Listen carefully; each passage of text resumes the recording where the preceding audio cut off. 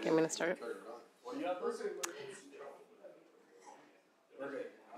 Can I just get confirmation that we're live? Yeah, okay, thank you. The time is now 2 o'clock, and I will call the May 17th, 2022 Committee of the Whole meeting to order. The first item will be to adopt the minutes of the April 19th, 2022 Committee of the Whole meeting. Is there any errors or omissions? Seeing none, can I get a motion?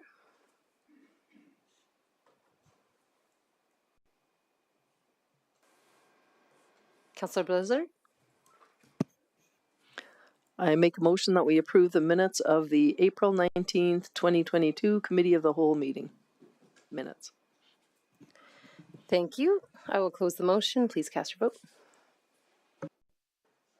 Madam Chair, I'm not going to count mine as an affirmative. Please. Thank you.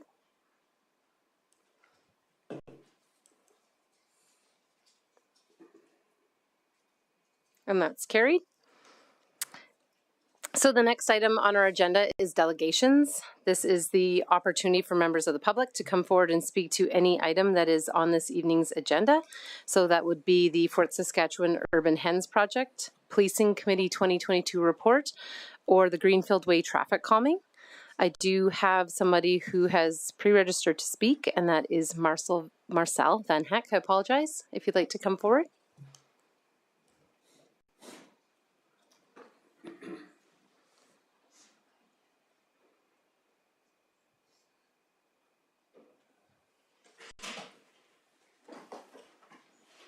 I'm just waiting for your mic to turn on there. Is it on? There it goes.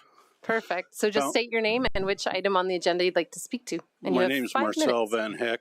I live on Greenfield Way, so it's about Greenfield Way traffic calming. The traffic on there at some periods in the day is just horrendous. And sometimes the noise level is extreme, especially with motorbikes.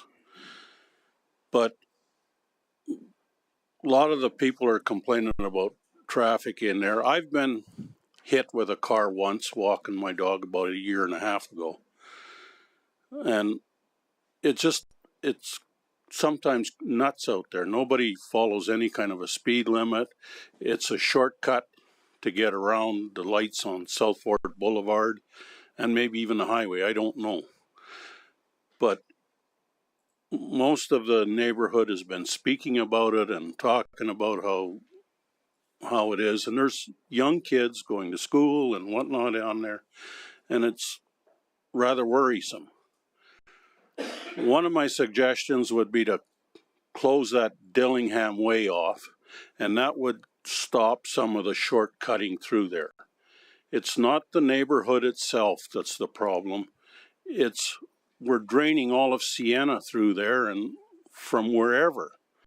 And I think it should be like Allard Way should be fixed up so it's a little more traffic friendly. I think it's a little too tight. And Greenfield Way is the only place that's got no streetlights, so they just bomb through there. And inadvertently, somehow, I know that Dillingham is a change to the original structure plan. And they may have had good reason to do that at the planning stage, but I believe that it serves no purpose on Greenfield Way right now. And if it was closed off at that walkway, if it was closed off there, it would strangle most of that traffic that wants to shortcut through Dillingham or through Greenfield. Thank you. I like the neighborhood and I like Fort Saskatchewan. I'm not here to complain. I'm here to, you know what, we can make the whole neighborhood a little bit safer if we do some of that.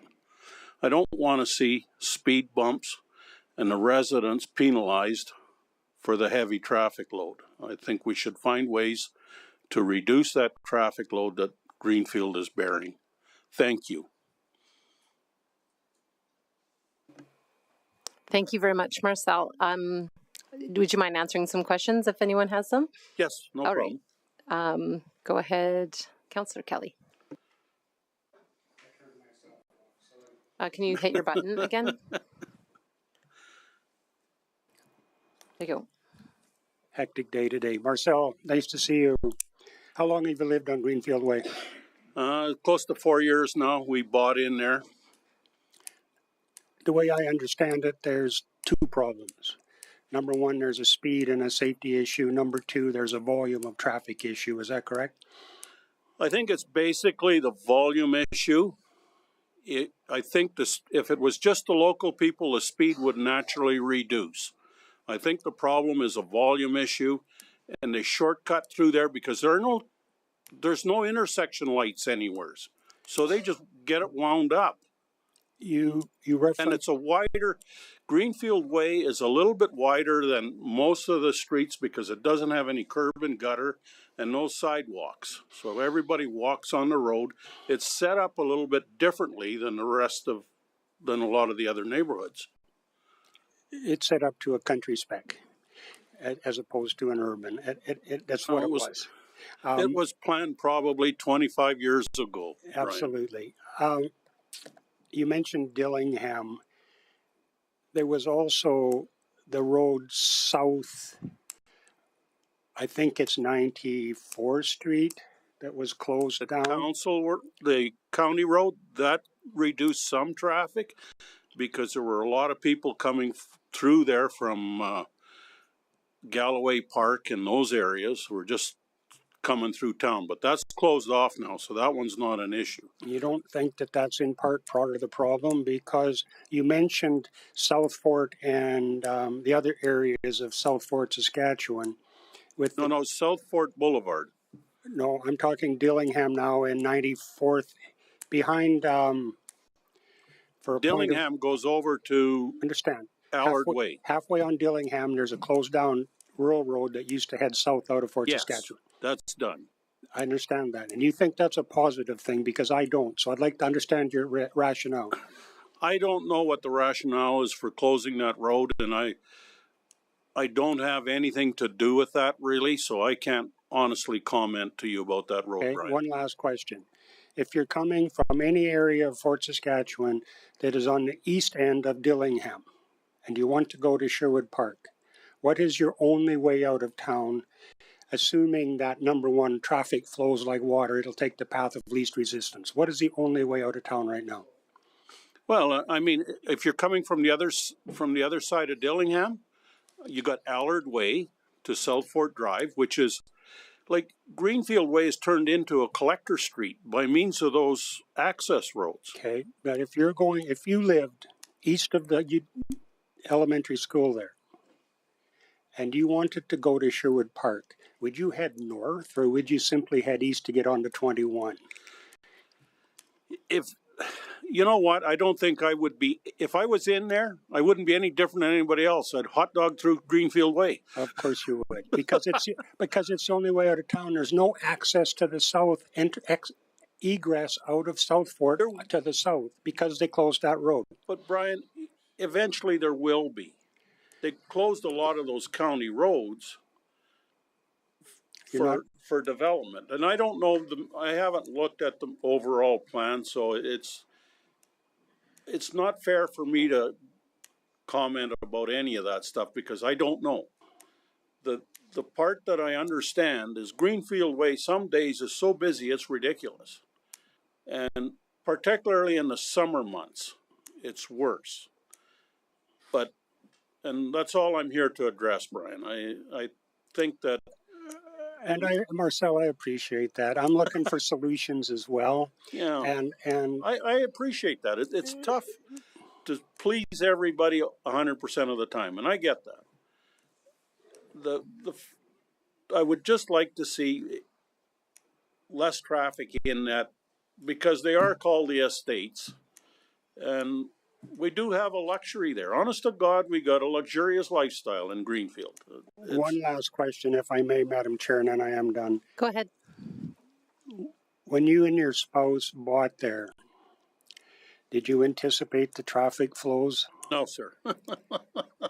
Because basically Greenfield Way is just a crescent road.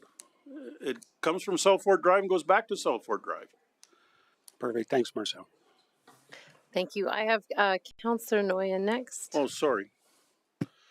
Yeah, just a short My question. time's up. So,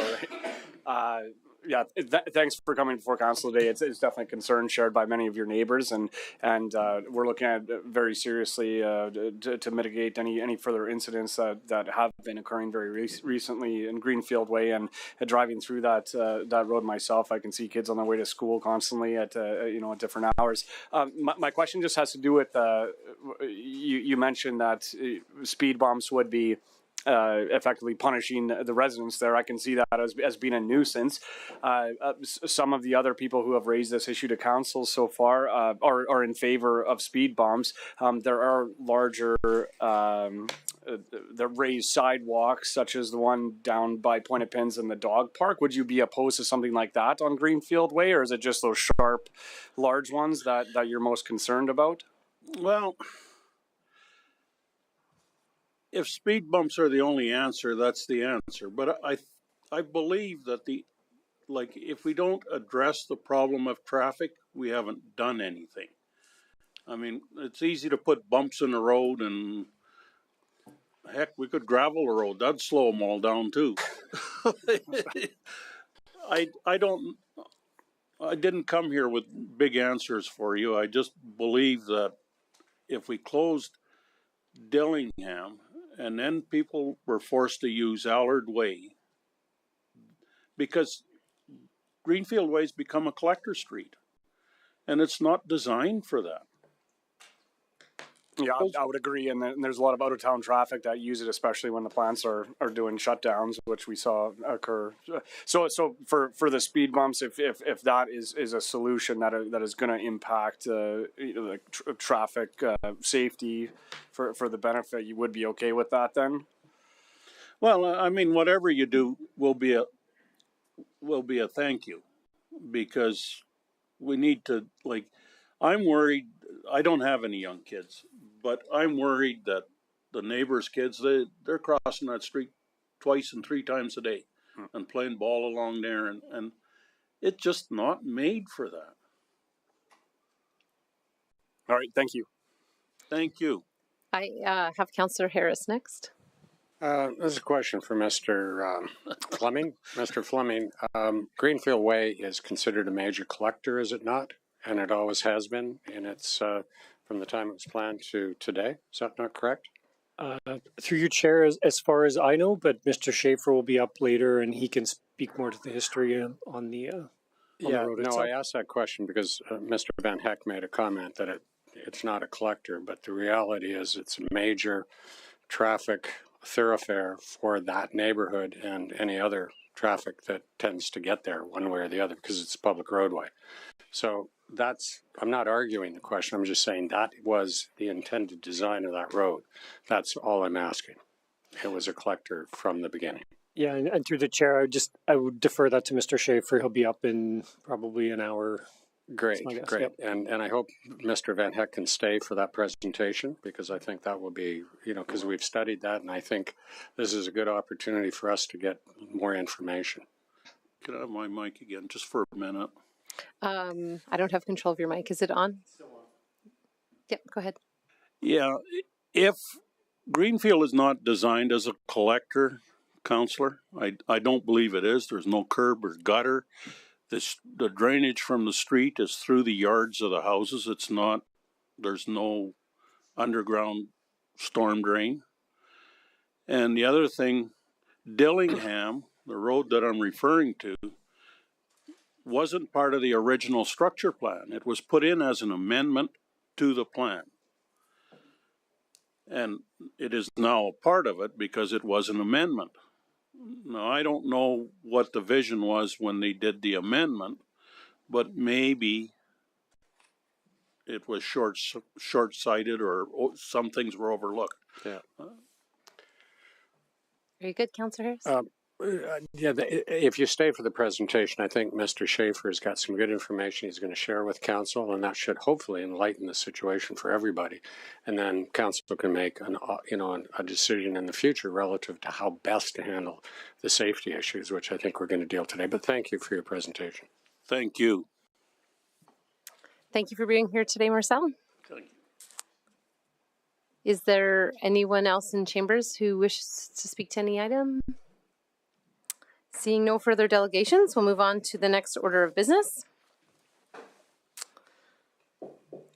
Our first presentation today is Fort Saskatchewan Urban Hens Project. I'd like to welcome Corey Sieben and Tammy Petrowski as our speakers today.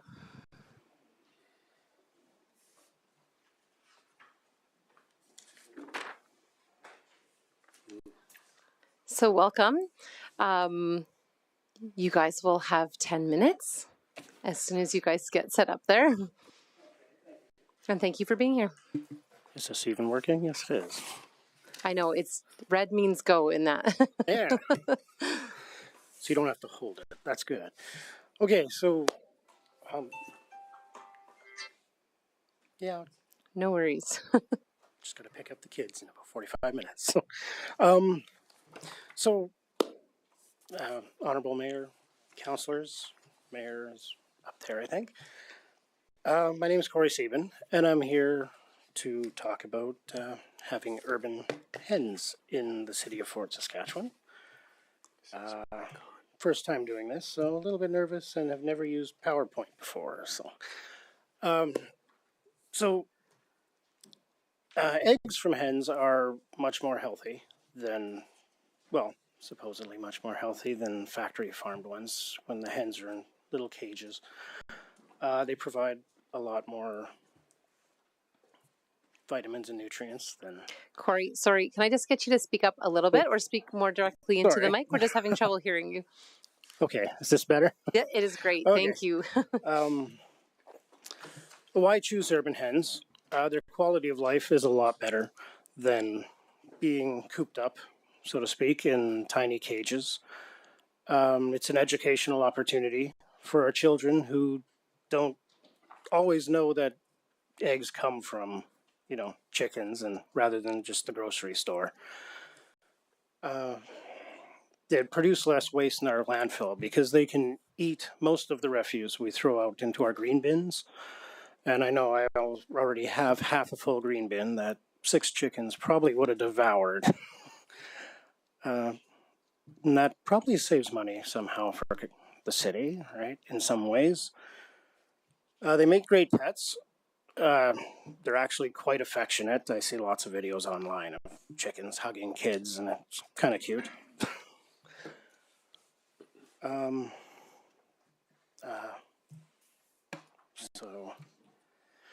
A bunch of myths that chickens are extremely loud.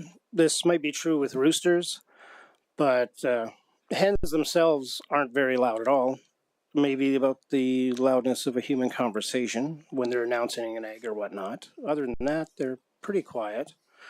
They're not smelly much if you take care of them, especially using a deep litter method, which for your coop, it helps really protect. And if you need information on that, I can provide any information on using deep litter.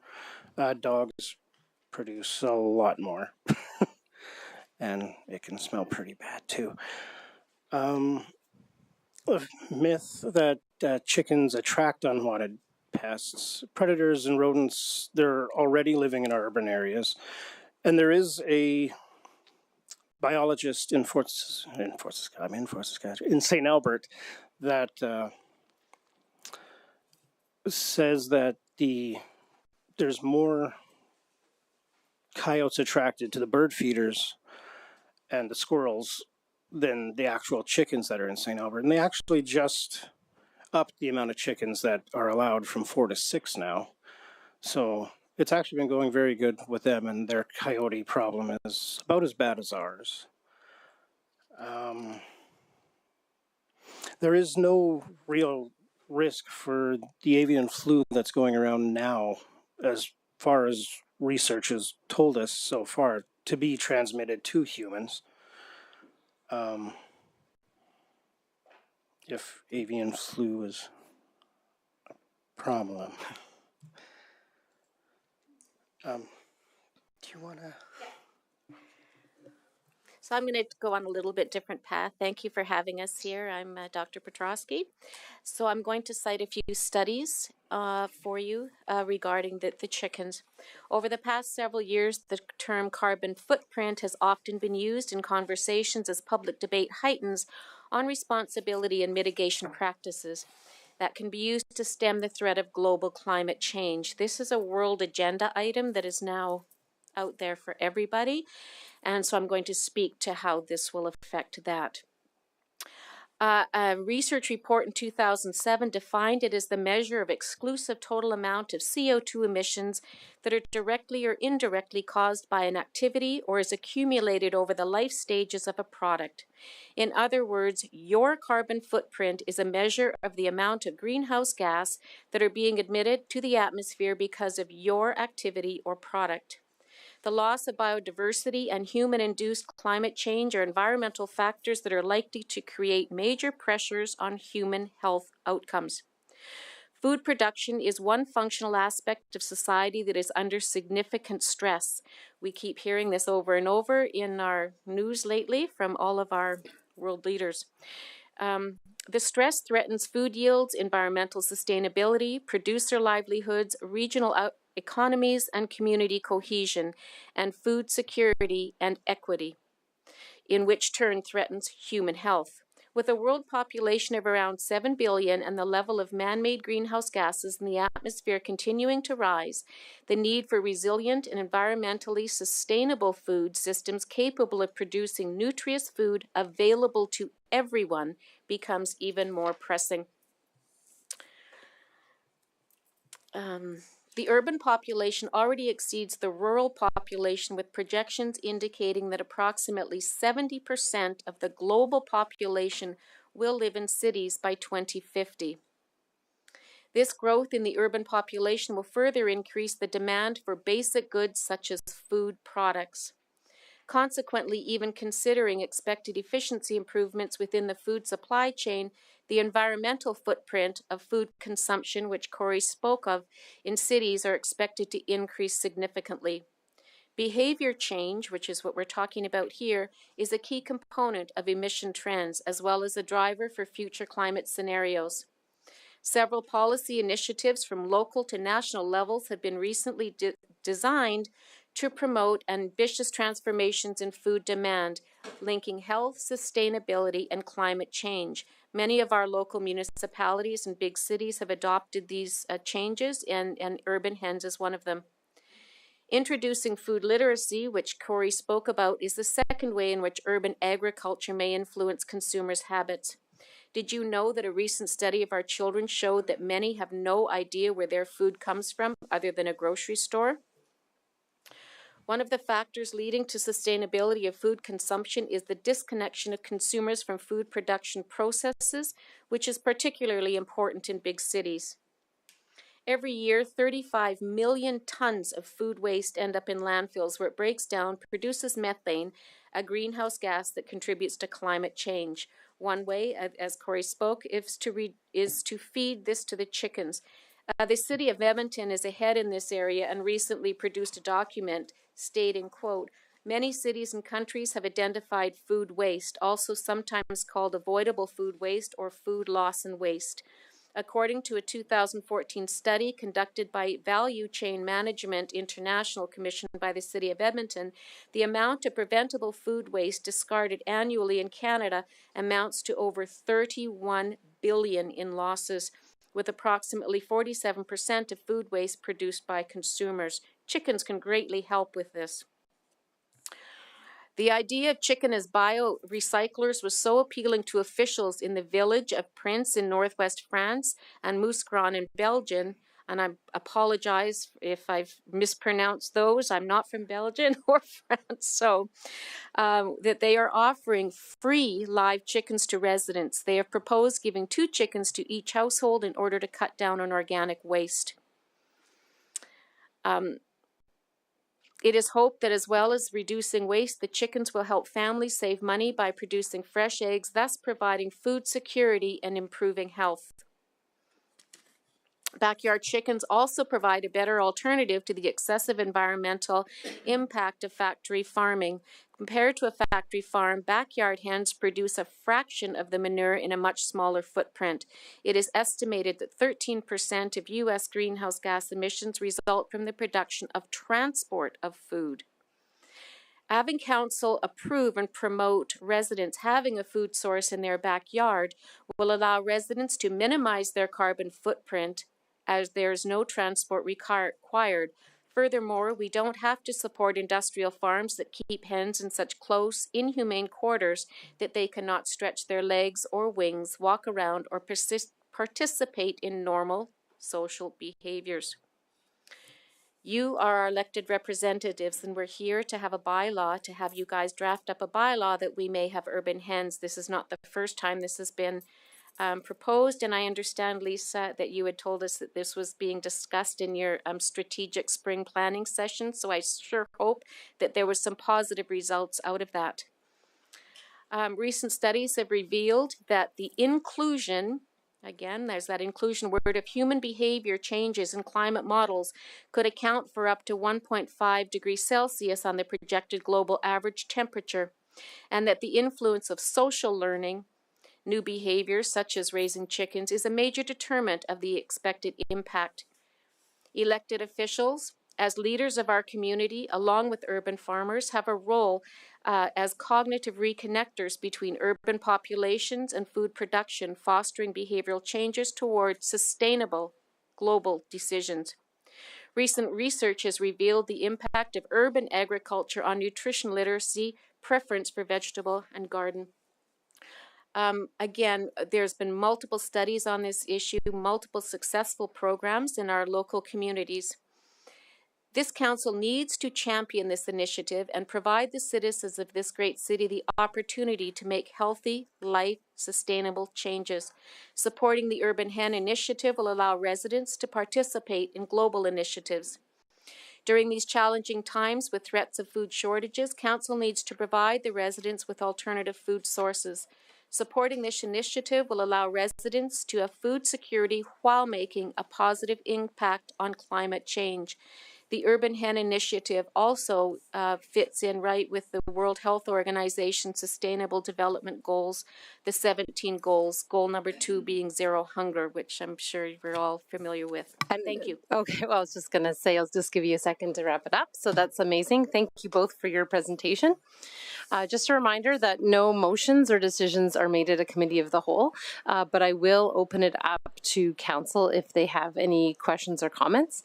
We did discuss the implementation of urban agriculture within our strategic plan to happen over our term, is what we discussed at our strategic planning session. So I will open up to the first, which is Councillor Kelly. Just give me one sec. Okay, go ahead. Thank you both for being here. I don't have a PhD in anything, and I'm not a, a biologist, but I did grow up on a farm. My understanding of the production of food is when you take raw food, i.e. grass or wheat, and feed it through a large animal to eat the meat, there's a loss in that whole process. You'd get more energy and more calories out of the raw food than you do out of the animal. And generally speaking, the smaller the animal gets, the more efficient that conversion becomes, to right down to where we have insects, which are very efficient at generating food, out of food. So chickens are fairly small, but there's still a loss in the process. I understand completely your environmental concepts. I'm not sure we could ever have enough chickens to handle the 30 billion tons or whatever you referenced. But my question is, it would seem to me that you would have, as a homeowner and a resident in the fort or anywhere, the ability to have environmentally friendly food if you converted that same yard to a garden and produced the food and ate it yourself rather than running it through a chicken. And you would reap the environmental benefits, and for sure we wouldn't have the potential for any sort of nuisance complaint coming to the city. So any thoughts on that, and why wouldn't you consider something like that?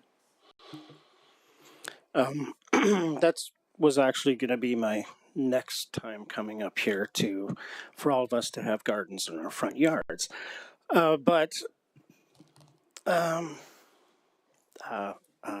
I thank you, and there's a lot of vegetarians that absolutely are my friends and speak to the same as you do. My garden, I have a big garden, and actually I farm it a lot. My garden does not produce fresh eggs, and it does not produce the amount of protein that we can get from these fresh eggs. But I absolutely agree that that is a thing, but this is an added something. I don't, there's a lot of people that are vegetarians that would go great for, but there's a lot of people that do eat chickens and do eat fresh eggs. So I would agree that this is a small concept in the bigger concept that you're talking about, and I agree that they should go hand in hand. Thank you. Now I got a question for Mr. Fleming. Corey raised it. It sticks in my mind, Troy, that our current land use bylaw would allow for a garden, as I thought we specifically talked about that, a garden in the front yard. And could you refresh my memory on that, please? Through you, Councillor Macon. I believe that is correct, but let me take a look at the land use bylaw and confirm. Thank you. So, Corey, you might already have it. Thank you. Thank you. I'm using the wrong pen. Sorry. Councillor Harris. Tammy, you sat around this table one time. You understand the legislative framework that we operate under, and any use is allowed in accordance with the designation under a land use bylaw. So if council was to see fit to move in that direction, similar to, I guess, you've provided some information from the city of Edmonton, that would require an amendment to the land use bylaw to develop certain standards for any type of use. You understand that, correct? Yes, Councillor Harris, I do. We already have a certain bylaw that we are allowed to have food pigeons and food rabbits within our community of Fort Saskatchewan, and that has been around for multiple years. We're allowed to have 4 pigeons and I believe 4 rabbits. So my question is, what is the difference between a pigeon and a chicken, and why is there this big, huge controversy that's going up? I understand the difference between a chicken and a pigeon clearly. Well, I'm not going to debate that issue with you. What I'm asking, because you understand the framework under which we have to do, we would have to determine through a legislative change to our land use bylaw to create that use to be permitted in certain areas or prohibited in other areas. So if that's the case, would you see that as a permitted use or a discretionary use subject to things like notification to adjacent property owners and review and approval? Would you see, what would you see? Would you see it as permitted use so that anybody can have chickens, 6 chickens you're talking about, anywhere in any residential area? Or would you see it as something that should be controlled to a certain extent if that were to happen? Did you want me to take that? Personally, I would see it as an amended use, a more of a controlled use. I mean, many other communities have had that. I mean, we have to look at certainly things like, do you own the land? Are you a renter? All of those things. So I would clearly see it as a discretionary land use, but I would also see it as where it would fit in with the current land use with the pigeons and the rabbits. But you asked for me, I would say discretionary. Okay, thanks. I'm just curious because we may or may not go in that direction, but it's always good to know how you feel about that as you're a proponent of this particular use. Thanks. Thank you. Councillor Nguyen. Thank you. I appreciate both of your time and coming here. You're definitely passionate on the issue. Further to Councillor Harris's line of questioning, so for discretionary use, what is your vision of your group for geographical locations of urban hens in Fort Saskatchewan? Is this something that you would like to see implemented as a pilot program in all of Fort Saskatchewan? The reason I ask this question is that we've been approving more zero lot lines where the backyard is about the size of trampolines. Do you think that urban hens would be suitable for this size of yard and that type of density? I think as long as you can fit a coop with a decent sized run in your yard, to have enough room for the chickens to survive and be comfortable, that's all you need. I mean, theoretically, you could have a spare bedroom with a vent and a fan and everything and have a coop in a room if that was allowed, just like you'd have an African gray parrot, as far as I'm concerned. Okay, yeah. Sorry, did you want to add? There are certain requirements that chickens require. I mean, when you take the hen course, which I have through the University of Alberta, so to speak about those requirements and what is legally required and what other municipalities have done through their trials, that information is there. I don't think we need to reinvent the wheel. I think we can look at Edmonton, we can look at St. Albert and see what has worked for them and what hasn't worked for them. This is not a new project. We are not new at this. There are multiple communities that have been doing this for years. I think we need to look, administration can certainly provide that information. I had written letters and would have addressed these concerns, but I didn't get questions back to address these. But I don't think we need to reinvent the wheel. We can look at other communities and follow the guidelines that are put out by the province, by the urban hen initiatives from the U of A, and build on what will work for Fort Saskatchewan.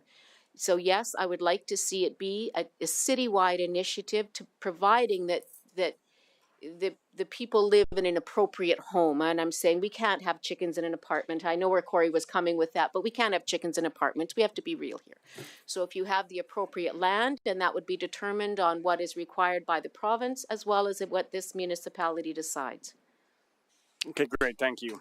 And then my second two questions, I suppose, are just regarding numbers. What would be the average cost of the family to set up to completion with acquisition of hens, say 4 hens, if that's a big cost to properly set up the facility, the structure to house the urban hens? Coops can be there's certain guidelines that have to be approved through the municipality and the bylaws. So a typical coop, PV Mart sponsors coops. A typical approved chicken coop is about $1,000. Certainly that's one that you can buy. You could probably, if you're handy, make one that's approved for well under that. And a chicken, to buy a chicken, a chick is about $5. So probably within $1,000, you could have an approved thing. Whatever the licensing bylaws would be, that would be the additional cost. I have no idea what a chicken license would be, but pet license in Fort Saskatchewan are pretty reasonable, so that would be an added cost. And okay, no, that's a good summary. And the course, you have to take the chicken course. Thank you, Corey, for that. And the approved chicken courses run anywhere from about $60 to $100. Okay, I see. And how many eggs does one of these urban hens, produce on average a week? A typical hen will lay, while they're younger, an egg a day. Okay, good enough. Thanks. Thank you. I'll just interject myself into the queue here. So a few of my questions have been answered. So I shared the information that I received on this with somebody that I know who raises chickens on a farm. And I'm not gonna lie, he thought it was a terrible idea. And when I showed him like the myth sheet on it, he said, really, this is a perfect case scenario, right? Chickens do smell and chickens do attract coyotes, as 2 examples. And he said it's really in a situation where you are 100% on top of it and you are an exceptional pet owner, or hen owner, I should say, where these things won't be the case. And I know in Fort Saskatchewan, it's constantly on social media that pet owners do not pick up their dog poop. So I guess, how is it that we would, if we implemented this, how could we do things different that it would not create, I guess, a problem for our municipal enforcement? Edmonton has a mentorship kind of program. Whenever you start getting chickens, there are people who've already had them that kind of watch over you and make sure you're doing it right, keeping them clean. And I think we can adopt something like that, where people with more experience can watch over those that don't have as much. and maybe even if we have to, do like every 6 months a check or something. I'm willing to volunteer hours to go and see how everybody's doing myself, right? As for what happens if you're not taking care of them, that'd be, I guess, something we'd have to figure out. Right. And just like every other cat or dog owner now, you're going to have crappy pet owners and you're going to have brilliant pet owners. So it would be dealt with no difference than you're currently dealing with the pigeons, the rabbits, the cats, and the dogs. You know, we rely on our neighbors to rat us out or to say good things about us. So, you know, we wouldn't be expecting the bylaw to be driving around to check all the chickens. I think that would be an unreasonable cost on the bylaw. But the mentorship programs are out there. The pilot projects have done all these, so we can get information from there and do what works. Right. I'm going to go to the next person, Councillor Blizzard. Hi, thanks for your presentation. Couple of questions. So this request that you have, is that for chickens for just laying eggs, or is this also for food? They could be both. The majority of people, you know, have them for fresh eggs, but there are certainly people that eat their hens, and there's nothing wrong with that. That's not something I would do, but both. Okay. And how many are in Edmonton or St. Albert? I didn't look it up. Do you know? 6, I believe, are allowed in Edmonton. I don't know for sure. No, not right? how many chickens. How many homes? How many homes have chickens? Any idea? Last I saw was quite a while ago. There was 56. I don't know what it is for Edmonton now. They recently, I think, took their limit off, so it could be many, many more. St. Albert, that I don't actually know. Okay. And do you think the average person knows that a chicken lives 10 years and lays only eggs for like 3 of those years? It depends on the hen itself, the breed. But if well cared for, they have been known to lay a lot longer than that. Especially if they're getting all the vitamins, nutrients, and stuff they need, rather than just regular whatever they feed the factory farm ones. Yeah, I guess my concern would be someone going, oh, you know, we can have these eggs and they're free, although they can cost quite a bit setting up. And then they, you know, after a few years, all of a sudden, little Clucky stops laying eggs, and you know, well, it's become the family pet, but mom and dad are like, don't really like that chicken. Yeah, now it doesn't lay eggs anymore, and you have no chickens. That's why it's good to actually alternate and maybe start out with 3 chickens and then every year add one, so you'll always have at least some chickens laying eggs, and you know, sooner or later the other ones will die. Chicken. Right. That's okay. Thank you. Councillor Harris. This is a question to Ms. Smith-Duguid. The city annexed from Strathcona County areas of former Strathcona County in 2 annexations. And those areas were considered to be, for the most part, rural at one time, obviously the most recent annexation. When we annexed that land down to, or the territory down to Partridge Hill Road, that rural area of Strathcona County, agriculture was permitted, was it not? And did we inherit those bylaw requirements in the rural area that is now within the city of Fort Saskatchewan? Through you, Councillor Macon. So the land use bylaw that was in place, we did inherit it until, I believe, in 2020 we did a land use bylaw refresh, and then we adopted specific zoning for that area, which did incorporate agriculture uses. Okay, so at the present time in Fort Saskatchewan, in those areas that are not considered to be high density or medium density residential, people could have chickens, cows, pigs, dogs, whatever they want in the rural area, correct? That is correct. So what these folks are asking for is an amendment to the land use bylaw that would allow an agricultural use in residential areas in the balance of the city. Now, my understanding is Point of Pins and Clover Park, you can have chickens in those areas? Through your worship, I don't sorry, through you, Councillor Macon, I don't believe Point of Hens or Clover, sorry, I shouldn't say Point of Hens, Clover Park would not allow chickens. Okay, so certain areas of the city already can have that type of an agricultural use. So what these folks are asking for is an amendment to the land use bylaw to allow chicken coops in my neighbor's yard or your neighbor's yard or anybody's neighbor's yard, correct? That is my understanding. Okay, thank you. I don't see any further questions, so I will thank you both so much. Corey, you said you were nervous, but I think you did a great job. So thank you for coming today. Thank you for having us.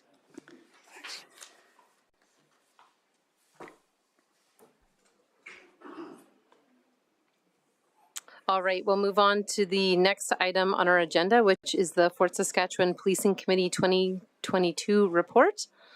And I have Corrine Ranger and Stuart Begg presenting. Just give them a moment to switch over.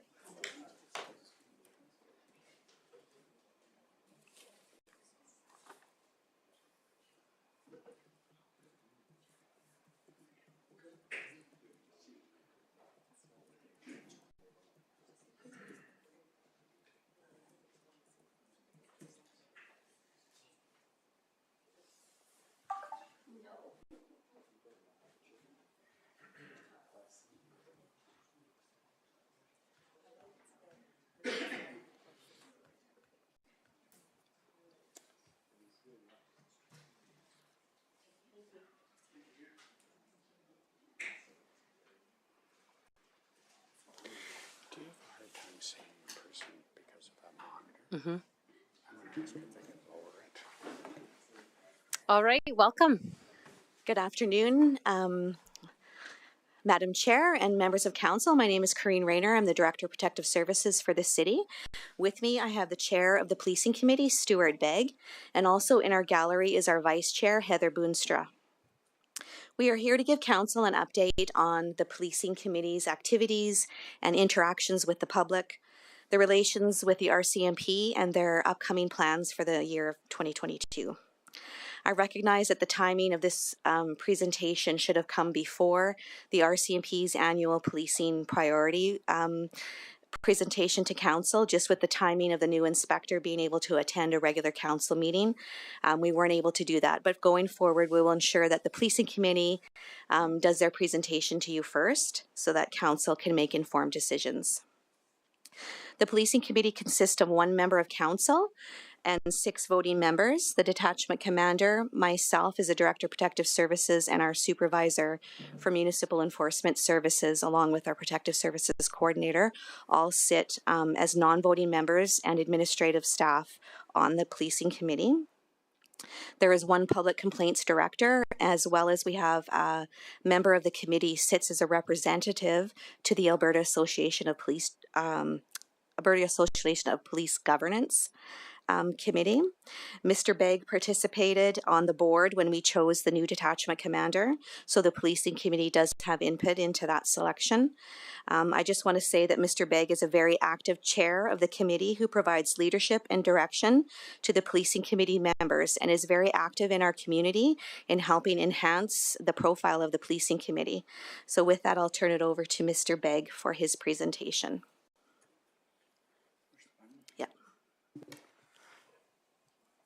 Okay, I guess I can start by saying it's not Mr. Begg, it's Stuart Begg. Anyway, Deputy Mayor, thank you, and councillors, thank you for allowing us to come to our presentation. The Policing Committee is a link between the RCMP, City Council. I thought I had turned this thing off. Sorry about that. No worries. We're a link between the City Council, the RCMP detachment, and the residents of Fort Saskatchewan. The committee helps understand the needs, the values, and the expectations of the community when it comes to public safety, policing, and shares that with back to the police service. We address concerns from the public regarding public safety, policing services, and how we can make Fort Saskatchewan a safe and welcoming community. On the board, as you can see, that's the members of our community, or of our board. We have Heather Boonstra, who's at the back of in the audience there, Gloria Braithwaite, Mardosh Kapsu, Stephen Hull, who's also our public complaints director, and Kabir Randhawa. Also, we're very fortunate to have Councillor Gibbs on our committee, and I have to say Gibbs often brings very good information and gives us pretty good guidance, so we're fortunate to have Gibbs with us. The purpose of the policing committee is that of a liaison which acts as communication between the links between the RSMP, City Council, and the community. The policing committee endeavors to understand the needs, values, and expectations of the community when it comes to community safety and the policing needs, and works with the RSMP to relay these messages. And we have a very strong rapport with both the RSMP and municipal enforcement. The accomplishments of 2021, and I have to say we're pretty proud of what we've done so far, and I use the word so far. We have been involved with the public engagements. We've had victim services, restorative justice, the Bridge Wellness Hub for Youth, which is a very, very good group, which I met with them there just last week. The FCSS Inclusion and Seniors Coordinator, the Kebasid group, which is the Filipino community, and the RSMP Domestic Violence Unit. We also have been on the Radio Mix 107, and we have done a number of media posts, and those both two items we will continue so that the public are aware of who we are and what our role is. As you see, we have a very diverse committee, and we have attended the Alberta Association of Police Governance Conference, which was only a couple of weeks ago, of which myself and Gloria Braithwaite, we obtained a lot of great information and made a lot of great contacts. We also have a member on the traffic safety group, which is myself, and we meet just about every 6 weeks or so with that committee, and things are going there pretty good, I have to say. The emerging issues that we have had in the past is the Alberta Police Act review, and we've gone through that as a committee. The Alberta Policing Services, we've attended community service engagement sessions, and we've also provided a letter of support in regards to maintain the RSMP within the province of Alberta. With the RCMP reporting, at our meetings we also have the RCMP in attendance, and we have Staff Sergeant Pernell St. Pierre, who is the RCMP representative at the time, and then he'll be replaced by Inspector Barry Larocque. We go through monthly reporting, going through stats, crime stats, emerging issues that the policing are facing, and if there's any issues that the public are facing, we share that with the RCMP and municipal services. We also do the quarterly annual policing priorities, and we deal with traffic collisions within the city of Fort Saskatchewan. We have the annual policing priority input. We meet with the RCMP, and we have that feedback to them, and we share a lot of great information. And we also have a traffic safety working group, again working with the RCMP and municipal enforcement. The public complaints director is Stephen Hull, and Stephen couldn't be with us today. He's quite busy doing audits and so on. But we only had 4 complaints in the last year, 2 dealing with bicycle safety, 2 dealing with traffic related concerns, primarily speeding and so on. And then the one with bicycle safety was speeding on the bicycle trails. And then we had 1 traffic ticket complaint, and all were pretty much resolved. We are part of the Canadian Review of Complaints Commission, and Stephen Hull is our contact whenever it deals with complaints that are coming from the public to the RCMP. One thing we started as a group is an award that we give out to City of Fort Saskatchewan RCMP, also municipal enforcement, and any of the staffing that are there. It's an award that is given to the employees or the staffing in regards to going beyond the call of duty. We've had a number of great instances of performances by our people, and which we are very proud of. And unfortunately, the public really don't hear an awful lot other than negative things that are said about policing and so on. But we do have a lot of great stories that we can tell. Last year, in 2021, we gave it out to David McClanahan. Unfortunately, he's now left us, and so we're not going to give out awards too many times if we're going to lose our people. But anyway, this a couple of weeks ago, we had a barbecue for the detachment members to let them meet us, and we meet them and the staffing. And we gave out the award this year to Constable Lauren Mowbray, who is the the school policing community officer. She's doing a fantastic job, and we want to make sure we keep her around. So our goals for 2022 is that update the strategic plan for 2023. Community engagement, we want to gain through the media and through contacts with different organizations and so on, meet with them and tell them what our role is, and anything that we can do to help the public and also help the RSMP. Also involve the youth groups. We have 2 young people who are coming forward on next Thursday. We meet every third Thursday of the month. And we have 2 young people who are interested in coming on to our committee. So they've been invited for the first meeting next week. And we're also trying to enhance our profile with the policing committee within the community. One thing we have found is that the public really don't know who we are and what our role is, but we're here to represent the public and make that bond between the RCMP and the public. So that's it, short and sweet, and I guess the next thing is, do you have any questions of myself? Yes, thank you so much for your presentation. I will open it up to questions or comments from council. And make sure I have the right pen here. Councillor Kelly. Perfect, thank you. Thank you, Stuart. You're welcome. Does the committee have an opinion or a position on what it considers to be the top couple or 3 policing priorities for Fort Saskatchewan for the coming 12 months? Whenever it comes to their priorities, we sit down as a group and we discuss it with the RCMP, and we come to a mutual agreement. So yes, we do have input. Do you, as a committee, have priorities? We have our priorities. We, as I say, discussing it brings a lot of information to the table that we're able to, I'll say, list 6, and then we go down to 3 as an example. It's the old story. We don't want to have 15 different priorities and only accomplish 2 or 3. We want to make sure that we're able to accomplish what is reasonable, and so that we do have input.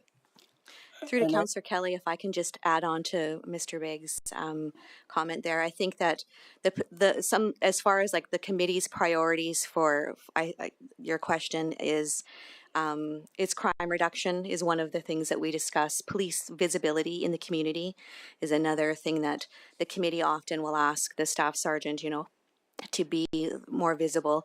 We also see through the survey, the RCMP staffing survey that was provided to council. A lot of the comments in there from the community are police visibility is a concern. So that is something that the committee brings up to the staff sergeant. So it's crime reduction, where some of their main committees, property crime being the specific area. We've had big catalytic converter issues within the city, so those were things that the committee has discussed as well with the staff sergeant. And then, of course, traffic safety is always one of our concerns. Thank you, Karina. In next year's report, you've already indicated you'll be ahead of the Mounties, and that makes sense. Hopefully in next year's report, we'll see your recommendations to council on what you consider the priorities ought to be, or recommendations for priorities. Perfect. Thank you.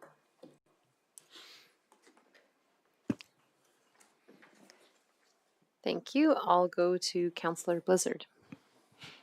Hi, thanks for the presentation. I really don't have any questions. I just wanted to say thank you very much for doing the presentation, for sitting on the committee, to you and all the members, taking time out of your lives. It always is a bit of work and extra effort to do that, helping the policing department with the policing of the city. So I'd like to just say thanks. And I do have one question to Corrine. How did yesterday and today go with the speed changes? The speed changes, there's been a lot of comments about the signage. So the signage is getting changed out. There's a big transition period to get all the signs changed. So our officers are knowing that the signs need to be changed out before enforcement comes. So they'll be just issuing warnings and keeping a close eye on things in the coming month on the speed limits. Okay, thanks. Councillor Harris, you're next. This is a question to Corinne. Corinne, obviously in your report on page 1, it talks about the fact the police committee should make an annual report to council, submit an annual budget, and that's always been the case. But I don't recall in the past that the police committee was visible. Now this obviously changed over time, and this is a great report. I'm glad to see it as a member of council. But in the past, police committee was quite invisible and they did not report to council on an annual basis. It was actually more infrequent than not. When did the reporting requirements change to the point where the police committee was more engaged with transmitting information to us on council? To my knowledge, through to Councillor Harris, to my knowledge that the policing committee has done an annual check-in to council in the past. I've been involved in many of those presentations to council. Just the reporting, I think, as my role as the director is just making sure that this is a committee of council and how do we best assist council in making informed decisions. So we've changed our reporting structure.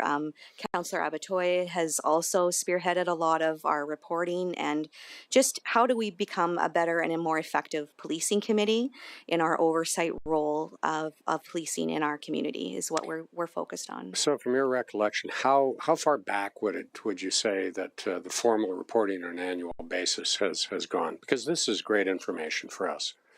It's a good link with the community from a policing standpoint. But how long would you say that's been there, that annual reporting? Through the chair to Councillor Harris, this committee has been going for 30 years. And so I can't really speak specifically to what type of reports have been produced in the past, but I know that it has been they do come to council maybe infrequently in the past to present their information and updates. I'm just asking that question because Yes. I think this is great. It's great information, and we thank the committee for the hard Great. work that they do representing Thank you. policing in the community. Thanks. Thanks, Mr. Councillor Nguyen. Yeah, thank you, and thank you for all the work that you do with the policing committee. This is my question. Just has to do with a couple takeoffs from things that you mentioned, Corinne. So I just want to grasp, maybe what the goals are for in majority for the next year as your areas of focus shift, perhaps or don't shift, based on what your stated purpose is. So are there areas that you would like to see improve within the organization, not necessarily within the organization, but for the organization, in terms of perhaps more community liaison and more relationships? Are you looking to get more complaints? I see you had 4 last year. So are you looking to maybe sequester the market of complaints? Maybe the type of complaints that are filtered, some to you, some to the RCMP. So yeah, I guess what's your main ambition for the next year and your biggest area to kind of look at? Well, if I if I can speak on that. I'm quite involved with the community in regards to sports and so on, and I have been for the 36 years that we've lived here. And I know from my communication with the public, there is a lack of understanding of who we are as a policing committee and what our role is. It's sad to say that a lot of the public are nervous about coming forward because of going to be targeted, I'll use that word, by the police and so on, which is a myth. They just don't do that. And of course, my background is 36 years of policing. So what we want to do is we want to tell the public who we are, what our role is. We're not looking for complaints. That's not what our job is. We're not trying to develop complaints, but we want the public to feel free, because my understanding is that the police are hired by us to fulfill the role of the laws of our country, of our community, and so on. And what we want to do is just have them exercise that right and do it in a fair and amicable way, so that everybody feels comfortable together. We just want the public to understand who we are and what our role is, and how we can assist both the RCMP as well and municipal enforcement along with the public. We just want to have that link, that bond. That's what our goal is. Yeah. All right. Yeah. Good answer. Thanks very much.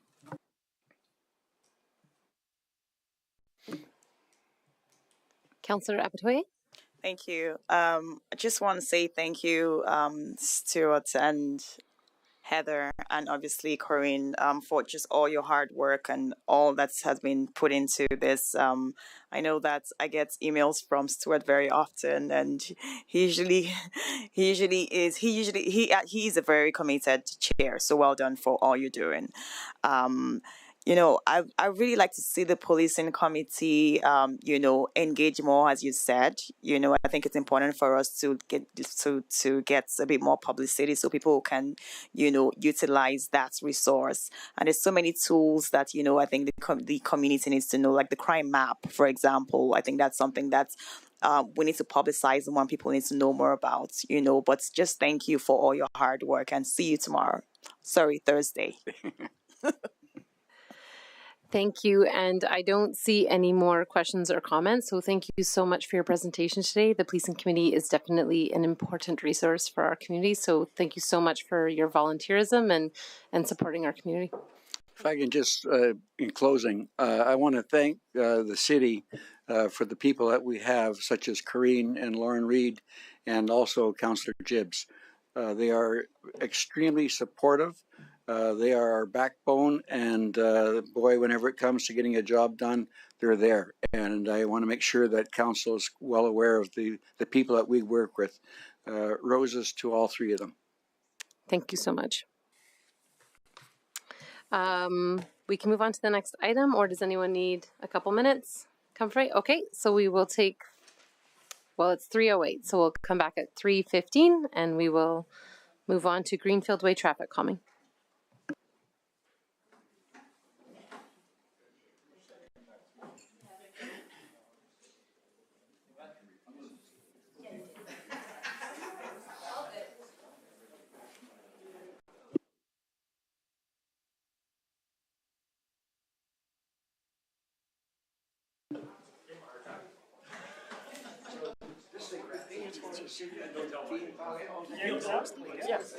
I didn't do this part because I don't know if we're supposed to touch them. And the monitor, like I think Jeremy, like I did the mouse and the keyboard. It's already been done. I was gonna bring this. What else are you into other than this? Thank you both. Lacrosse, coach, train coaches, training referees. I honestly, 5 or 6 days a week.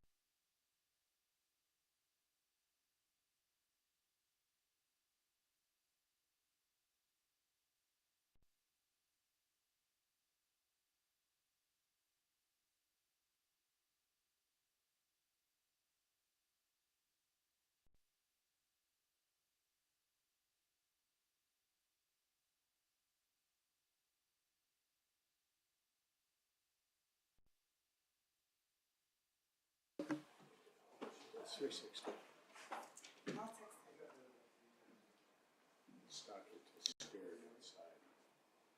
All right, I will bring the committee of the whole meeting back to order. Everyone's here. Our next item on the agenda is the Greenfield Way traffic calming. We have Grant Schaefer presenting. And I believe, Grant, if you want to introduce, we have a couple other people here in person and on video. Yeah. Is that right? Yes, correct, yes. Excellent. Good afternoon, Madam Chair and members of the committee. I'm here today to provide an update on the Greenfield Way traffic calming implementation. With me today are Marcel Huckeluck with A Path Less Traveled and Dan Zegler with ISL Engineering, who's attending virtually. We're here today to present an update on the Greenfield Way traffic calming and advise Council of the planned next steps. On February 22nd, Council passed a notice of motion that Council direct administration to bring recommendations prior to the end of Q2 2022 to Council regarding additional traffic calming measures for Greenfield Way to address residential concerns on speeding and shortcutting of traffic through the South Fort subdivision by utilizing this road. Over the last several years, Greenfield Way has been reviewed through our traffic counting program. After the 2017 counts showed high V85 speeds, a speed feedback sign was installed. This brought speeds down. However, they've crept back up over the last couple of years. The review of Greenfield Way looked at a couple different scenarios. The first was what traffic calming could be implemented to help reduce speeds. And the second was the effect that Dillingham Avenue has on traffic patterns. A Path Less Traveled was engaged to review traffic calming options and provide recommendations. Their review identified two viable options for Greenfield Way. The first is the inclusion of raised crosswalks at the existing trail crossings along Greenfield Way. Raised crosswalks are designed to a target speed where drivers feel little effect at or below the target speed, but will feel increasing discomfort as their speeds increase.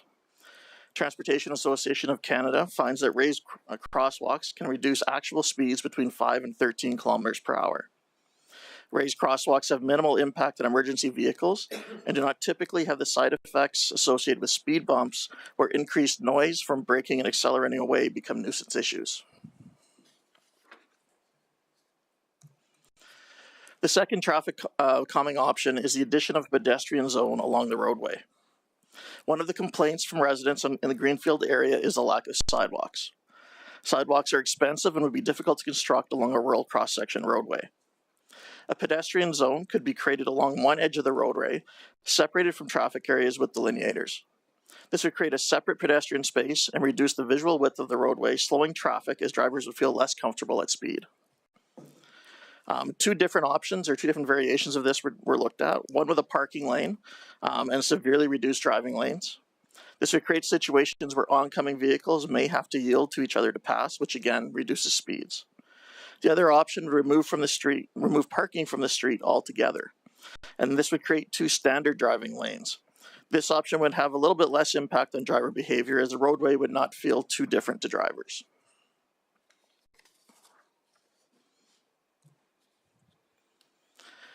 ISL Engineering was engaged to model the effects of Dillingham Avenue on the traffic patterns along and around Greenfield Way. In the long-term 30-year model, Dillingham actually has very little effect on the overall traffic patterns. As development occurs with the addition of east-west connections, the traffic naturally disperses throughout the neighborhood and it would not continue to use Greenfield Way. In the short term, though, in the 10-year model, Dillingham actually has a pronounced effect. Removing Dillingham could reduce traffic volumes on Greenfield Way, but at the expense of Allard Way. All vehicles accessing the South Point neighborhood from the south or west, including those going to South Point School, would be forced to use Allard Way rather than having the option of using Greenfield Way or Allard Way. The model shows that moving traffic to Allard Way will cause congestion at the north end at South Fort Drive. Peak hour traffic on Greenfield Way is in the 200 to 250 vehicles per hour range in the 10-year model. Allard Way is in the 600 vehicle per hour range. Removing Dillingham Avenue would move approximately 100 vehicles in the peak hour to Allard from Greenfield. Because of these changes and and the congestion issues that would be created on Allard Way, closing Dillingham Avenue is not recommended as it moves traffic to Allard Way.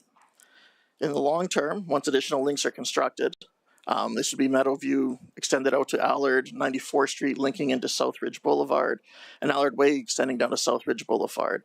Traffic is expected to decrease on Greenfield Way. Administration is planning a focused public engagement on the traffic calming options to gather feedback and support for the two options that have been presented. The engagement will be focused on the Greenfield Way area. The intent would be to use that feedback to develop a plan and a budget for presentation to council for decision on implementation. With that, we're here to answer any questions. Thank you so much. I don't see any yet, so I will jump in the queue first. So on the raised crosswalk model, I do see that in Georgian Way in Sherwood Park, and it has drastically reduced the speed in that area, I think very successfully. In that case, they have 20-kilometer signs posted right before those large raised crosswalks. Is that something we would expect to warn drivers to do before hours? The intent would be to design these for the 40-kilometer-an-hour speed. Okay. So you'd be able to approach and drive over without much of an impact at 40, but once you start hitting 50 and up, you'll definitely notice them. Okay. And then when we look at Dillingham Avenue on a 30-year plan, the reason why where it sits in a completely futuristic view is that eventually the development will be complete in those areas, correct? And then we have roads open, we have the construction is no longer there. Would that be accurate? That's correct. In the 30-year model, all the links are built. So you have options, people that are currently coming from the south and southwest towards South Point School would probably naturally use Southridge Boulevard and go straight up Allard from the south rather than coming through because there would be other options available. And my last question on this round is, so Allard Way is currently under study by the City of Fort Saskatchewan also for traffic calming, is it not? It is one of the areas we look at every year in terms of speeds to see where we have issues and where we don't. Towards the middle where it opens up is where we typically see our bigger speed issues, and we'll be looking at those areas as well. Okay, thank you. I do have a list now for you, Mr. Schaefer, so I will start with Councillor Blizzard, if I can get your mic on. There we go. Hello, and thanks for your presentation. I've got a few questions. So how many people, first of all, park along the road right now? I don't drive down that way too often, once in a while, but I don't remember a lot parking along there. Is it something that's necessary? Through the chair to Councillor Blizzard, I can't say for sure. I don't see a lot of traffic out there when I'm there, or a lot of parking vehicles when I'm out there, but it's one of the things we can talk about when we're doing our public engagement as well. Yeah, just because I think most of them have quite big and long driveways that would accommodate quite a few cars. So maybe that's not necessary, because you get too narrow and that might be an issue for like 2.5 meters wide, might be problems for trailers getting in and out even, you know, if you've got a meeting another trailer head on. Anyway, I'm looking at the map, and to me, Sienna area would also be likely to use this shortcut. Is there any way to, you know, encourage the residents of Sienna to go the long way up to the highway? Because, I mean, that opens a lot of people cutting through there using Dillingham. Like, I do see that an issue. And if I put myself into when we have issues like this, what if I lived there? I know I wouldn't like it. So is there a way that we can encourage some of these residents to use their own way out instead of cutting through? Through the chair to Councillor Blizzard, it's hard to say how many people are from Sienna are coming through. They do have another option now. Last summer, the east exit out to Range Road 224 was opened. So they have another option there to go north and south, actually, at that point, not just out to 94th Street. It's a difficult issue to address when there's no additional options, I guess, available at this point until development catches up. Because I think, if we're going into the fort and if it's all Sienna area, they go downtown Fort Saskatchewan, they would take the road and head north. But a lot of us do head to Sherwood Park for lots of various reasons. And that's, you're looking at the map, that's a natural shortcut. One more question for now. What's the timeline for other exits? You mentioned timeline, future exits. Are we looking at 2-3 years, or are we looking at 10-15 years? Through the chair to Councillor Blizzard, it's really tough to predict that. It really depends on pace of development and where development heads next, in terms of as they move south, which quarter section that moves into. Okay, thanks. That's it for now. Councillor Kelly. Thank you. Grant, thank you, and nice to see you again. I agree with Councillor Burgett. There's been a few things that have changed in that area in the time that I've been on council. And one of them is the South Point or whatever road street that goes past the elementary school was opened about 3 years ago, which gave a direct link to Sienna and consequently Allard Way and Greenfield, and Councillor Blizzard also asked, when are we going to get these other exits out of town to the south? And I understand that it's not easy to predict. The issue is we're dealing with today. And in the long-term plan, when it's all built out, it's not a problem. I get it, but it is a problem today. So why did we close 92 Street and prohibit one egress point out of that area for traffic that would be heading south to South Edmonton or to Sherwood Park, for instance, or even to the airport for that matter? Through the chair to Councillor Kelly, there was a couple reasons, I guess. We closed it once the exit to the east to 224 was opened. So those were around the same time. The long-term plan, again, was always to close 92 Street. Again, though, that the timing of that is a little bit up in the air. But we were also reacting to resident complaints from people who backed onto those roadways from Greenfield Way and in the Greenfield area, that it is a link to the trail system. It's shown as a trail system, and they felt that that it wasn't safe for them to be using it because there was cars on there at the same time. So it was a reaction to that in terms of pushing the timing a little bit. And then once we had the connection at Meadowview Drive to the south, that allowed us to close that link between Meadowview and Dillingham.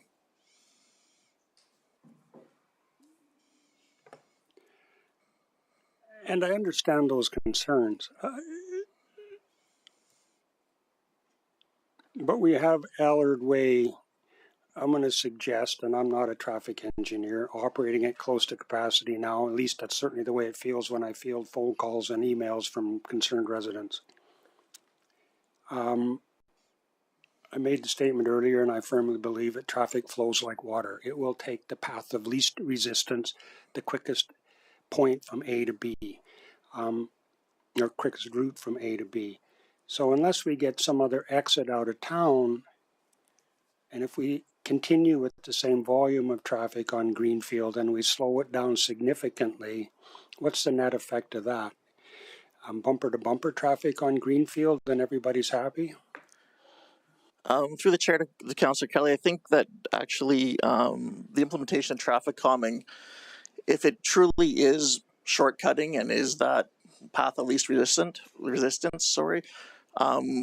will actually lessen the traffic because it won't be as free-flowing, as easy, as quick to go that way.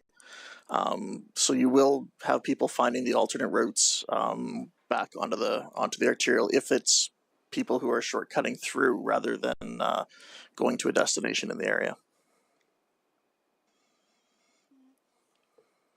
If we want to accomplish that, and I would hope that we can, then the traffic calming would have to add a minute or two to the length of the trip on Greenfield Way in order to successfully divert traffic from South Fort or the east of Dillingham up Allard and around and back down again.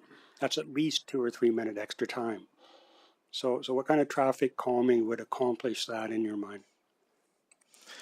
Through the chair to Councillor Kelly, I think that there's a combination of things. One is the lower speed limits. We're slowing everybody down in those areas now, which makes the arterial roads, some of which are moving up to 60, more attractive. Southward Drive is not at this point moving up, but it's staying at 50. But at some point in the future may. So it is those kinds of things where you create the higher hierarchy of roads to draw people to those roads that we would prefer them on, so that you make the neighborhood traffic or the neighborhood cut less attractive. And one more question, if I may. Thank you. If we were to try your approach for a year and it didn't work for some reason or reasons, what would be your next steps? Through the chair to Councillor Kelly, I don't know. We would look to see what was the impacts of what we did, what improved, what didn't improve, what are still the issues. Greenfield Way is a collector road. It is meant to carry a certain amount of traffic, so it's trying to find that balance of what is truly shortcutting through the neighborhood and what is just getting to the destination on the other side of the neighborhood. And I appreciate the fact that there is no answer to that question, Grant. I was waiting to see how you did answer it, actually. I guess just one last comment, if I may. I think probably your approach, I hope it will work. I don't have a better idea other than opening up 92nd Street, and I seem to get pushback on that very hard. If in a year, though, it doesn't work satisfactorily, you can expect to have this meeting again, and I'd encourage you to think about what step 2 would be, in anticipation of that, and thank you for the report. Thank you. I will move on to Councillor Harris. Mr. Schaefer, just clarification, you, I think, touched on in your last comments. Greenfield Way is a rural cross-section road designed for an urban standard in terms of it has no curbs and gutters, it has soft ditches. That was the design that was put in place back in the day, and I was involved in that when I worked for the city, so I understand what that is. But it is a major collector, is it not? Through the chair to Councillor Harris, it is a collector, yes. Exactly. And so anybody that lives in that subdivision has to depend on that road for ingress and egress, and anybody else coming into it is using a public roadway to go wherever they want to go. Is that not correct? That's correct. Okay, great. So your study is looking at recognizing that it is a major collector. It is designed to carry traffic both from the people that live in that subdivision and anybody else that chooses to use the road. But if that starts to cause problems, then ultimately we're at a point where we have to develop a traffic calming process to ensure the safety of people using the road and the people who live in the neighborhood, correct? That's correct. And that's what we're trying to accomplish today. That's right, yes. Okay. And I think that's good. I read your report. I thought the report was really detailed and probably is maybe overkill for council in relation to the traffic counts and all that sort of stuff, but we've got it and we can use it as individuals as we see fit. But I think the most important thing is what is the nub, what's the root problem, and ultimately how do we resolve this root problem. All the other stuff that's been done by ISL in terms of looking at closing off Dillingham, or looking at Grey Road structure, whatever all that stuff is. What is the basic premise? What's the primary solution to this? Raise crosswalks at strategic locations on Greenfield Way with a reduced 40 kilometers an hour main speed on the road?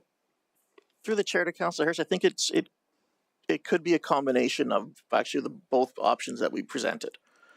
I think that there is an issue in terms of pedestrian traffic having to use the roadway and share with vehicles, and there are no front-facing crosswalks in the area, and that was by design, and that was the choice that was made at the time.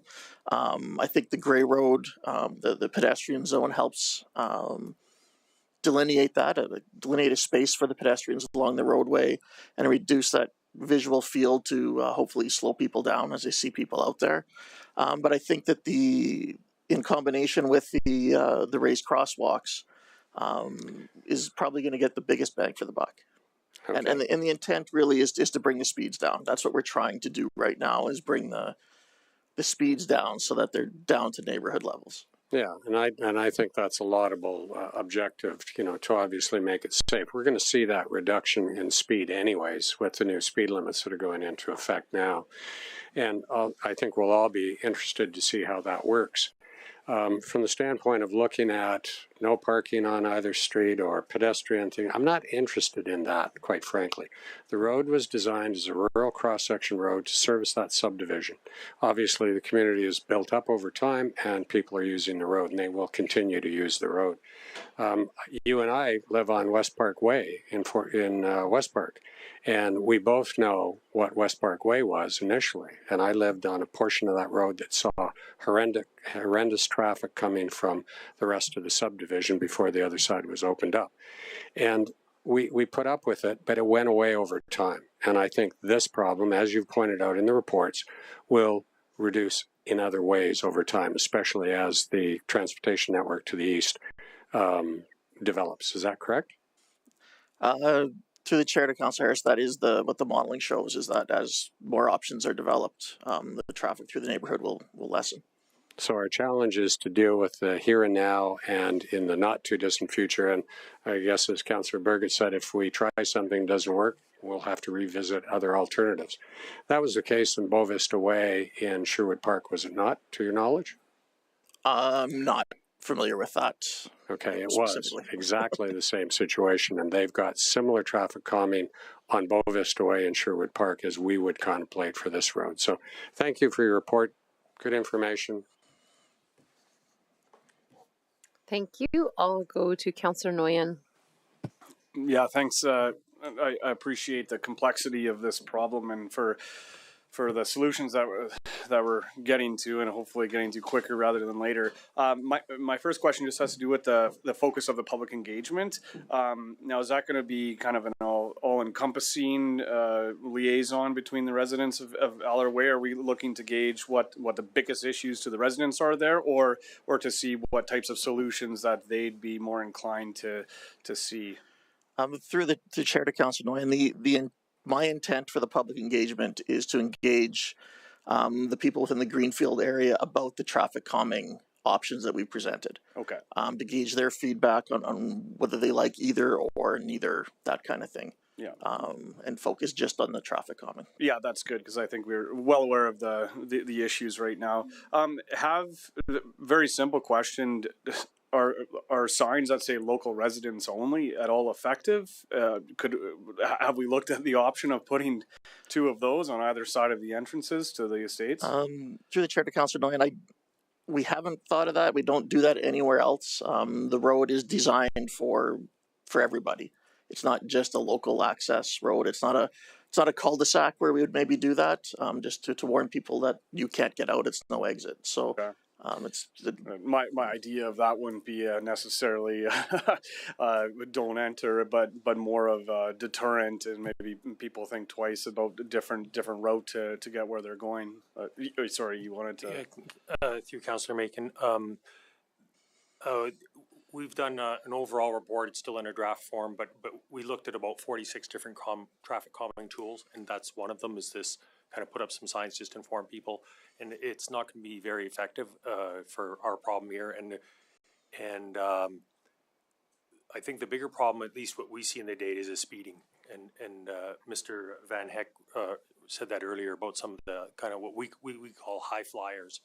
So the traffic calming we've proposed, we think, tries to get those high flyers down in speed. Okay, so it's targeting the biggest issues that we're seeing there. Okay, and then lastly, so it was brought up that we'd like to divert more of the traffic through Allard Way in different capacities here. That's been talked about. Is there a cost-effective, feasible way to make Allard Way more conducive to a higher traffic volume? Because I know it has side abutments, right, in various places. So are there any solutions to making Allard Way a more accessible collector road? Through the chair to Councillor Nolan, it's kind of a double-edged sword with that. Allard Way is traffic conned. So when we get complaints about traffic volume, and we do get complaints about perceived speeds on Allard Way. When we put up our traffic counters, especially at the north end where you see that tighter neighborhood, the speeds that we see don't mesh with what people experience. Mm-hmm. It is tight, and it's tight for a reason, and that's to keep those speeds down because that is a neighborhood. So we're not necessarily trying to drive traffic there. We're trying to bridge a gap, I guess, until more of the connections are made, and trying to bring the speeds down on Greenfield Way so that while there's still maybe the same volume, it's not as much of a nuisance to the people who live there, and it's not as much of a hazard. Okay, so effectively that'd be going backwards if we're trying to open up Allard Way to more traffic for a higher density. Yeah, I think so, right? Councillor Kelly. Thank you. Councillor Harris used the phrase major collector. I don't understand that, but I'd like some clarification. So if Greenfield Way is a major collector, what would we call South Fort Drive? Through the chair to Councillor Kelly, South Fort Drive is an arterial. And the difference between an arterial and a major collector is? In our current standards, we don't use the term major collector anymore. Okay. It's just that we have a collector and then an arterial. It's really traffic volume and the amount of traffic that's expected to use it or trying to be used on it, put on it. South Fort Drive is almost all built to a 4-lane standard with curbs and setbacks for sidewalks for safety reasons. South Fort or Greenfield Way, it will never be built to that standard because it can't be. It wasn't ever intended to be. That's correct in terms of how they're constructed, yes. Okay, thank you. And I would encourage you to keep putting the detail in the reports. I quite enjoy it. Thank you. All right, next is Councillor Blizzard. Just a few more things. So one is I drive through this intersection all the time. It mentions that there's a raised crosswalk at 100 Ave and 101st Street. I drive through there all the time. I guess it's not raised much because I didn't recognize it as such. Through the chair to Councillor Blizzard, if you're coming from 100th Ave, stopping and then turning onto 101st, you really wouldn't notice it because your speed's already down to nothing. Okay. If you're coming from 100 or continuing through on 101st Street, either up or down to the park, that's where you would notice it. I'm going to make note of that when I go home tonight because I go through there. So anyway, I guess my point there is if we're going to do raised crosswalks, they need to be effective enough. The speed bumps that Councillor Harris was mentioning, I used to go down this Bow Vista Drive halfway because I had somewhere to go regularly, and I was walking up and down, and I actually counted, and I believe it was a number of years ago, but there's 17 speed bumps. They are effective. It really, nobody drives there unless you live there because of those speed bumps, and they're quite big. I'm not saying we should get that big, but definitely speed bumps eliminate people going through. So I have always, even when I was on council before, I couldn't understand why we don't do the odd speed bump here and there. I get snow clearing is an issue, but I'm sure there's ways to ramp it, so that it's not quite so heavy duty for the snow clearing. I recognize we have an issue there. We've definitely heard lots of complaints, and I don't think we should wait until someone gets hurt. If all of a sudden a child gets hurt or an adult walking, then it's too late. We missed it. We have had complaints now. Just addressing some of these collector road. I believe when you're designing collector roads, like I live in West Park, so West Park Way is the collector road, but it collects for that area. Like if all of a sudden we had half of Fort Saskatchewan cutting through, it's more than a collector road. And I think that's where the issue is here. This Greenfield Way, if it was only a collector road for that area and maybe a little bit more, but it's become a collector road for the south part of Fort Saskatchewan. So, that something's got to be done. And the speeds will help some, but they're not going to help some of the issues where people actually aiming. I mean, I've gotten an email, somebody said they were actually thought it'd be funny to kind of scare kids and aim towards them swerving. You're not going to stop those people. So we need to do something to keep all of those safe. So we need to do something. We need to do it fast before we do see something gone bad. Thank you. Back to Councillor Harris. Grant, one thing I didn't see in this report is consideration of roundabouts at least 3 locations through on Greenfield Way. The geometry in those areas, because of the size of the lots, would allow that type of configuration, I would imagine, would it not?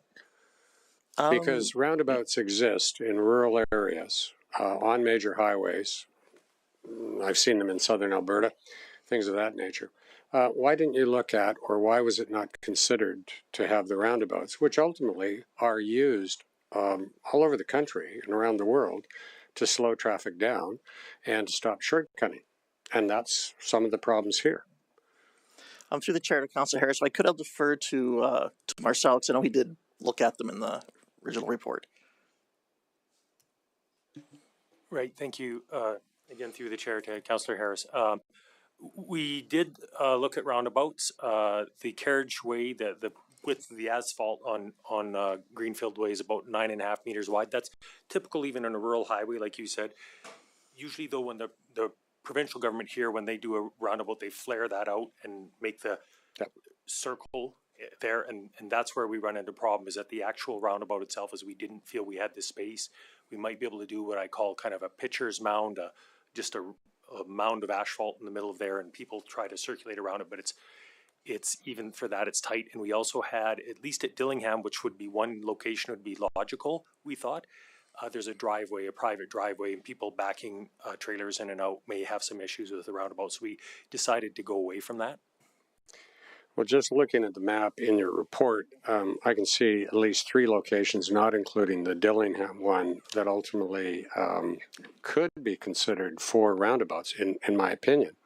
I don't think the residents would really like to see those, but it's one method that hasn't been looked at, or at least reported to us. Because I think there's got to be enough geography in those rights-of-way, notwithstanding the fact that you've got the drainage ditch that ultimately carries the storm drain through that area. But quite frankly, I'd like to see the analysis on that personally. Now, I don't know if the rest of council would, but that's another option that hasn't been appropriately vented, in my opinion. So, just making that comment. Thank you. And with that, I don't see any other questions or comments for you, Mr. Schaefer. Thank you for being here. And also for Dan Ziegler and Marcel, who apologize for being here today also. The next item on our agenda is councillor inquiries. Not seeing any. We don't have an in-camera session today scheduled, so with nothing further, I will call the meeting adjourned.